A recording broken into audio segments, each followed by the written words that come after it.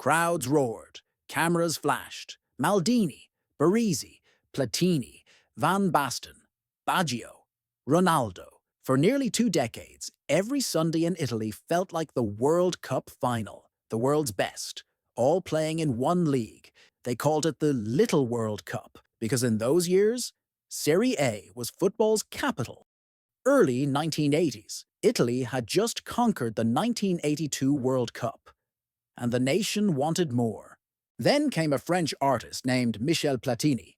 At Juventus, he turned football into poetry. 3 Ballon d'Ors, free kicks like brushstrokes, elegance in every touch. Platini opened the gates. Soon, Italy became the home of genius. Maradona lit up Naples. Falcone ruled Rome. And everywhere, stadiums overflowed with color, smoke, and belief. Late 1980s, Milan rewrote the game. Arrigo Sacchi's vision, powered by 3 Dutch masters, Ruud Gullit, Rijkaard, Marco van Basten. Van Basten, elegance and precision. Rijkaard, control and power. Gullit, strength and style. Behind them, the Italian fortress, Baresi and Maldini. Together they created perfection. Pressing, passing, defending as one heartbeat. From 1988 to 1994, Milan became unstoppable.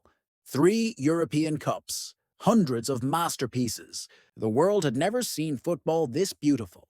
Then came 1990, the World Cup in Italy. The stadiums shined. The anthems thundered. It was Serie A taking center stage. Every superstar already played there. Every eye on the planet was watching Italy. Even though Italy fell short, the message was clear. This was where the best football lived. 4 years later, USA 94, the Serie A era reached its emotional peak. Maldini and Baresi, unbreakable. Baggio, divine. Italy marched to the final. Then that penalty.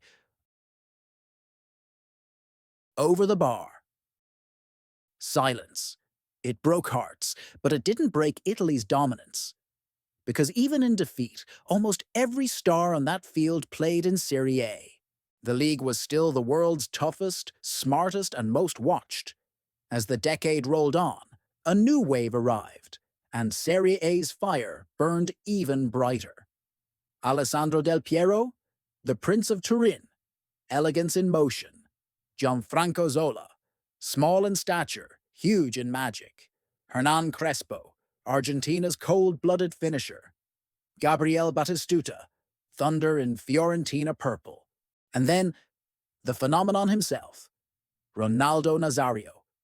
At Inter Milan, Ronaldo didn't just play. He rewrote physics.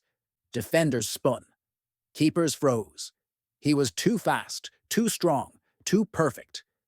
Before his injuries, Ronaldo was the future of football. And that future wore black and blue. Across Italy, every weekend felt like a Champions League night. Juventus versus Inter, Milan versus Roma, Lazio versus Parma. Every match a war, every goal a story. Serie A was where legends were tested, and only the best survived. But golden ages never last forever. By the late 90s, cracks appeared. Money flowed to the Premier League. Spain found new heroes, and Italy's empire slowly began to crumble. Yet even as the lights dimmed, its influence stayed. Coaches copied its tactics. Players carried its lessons. Serie A's fingerprints were everywhere. From Platini's genius to Van Basten's grace, from Baresi's iron will to Ronaldo's brilliance, Serie A in the 80s and 90s wasn't just a league.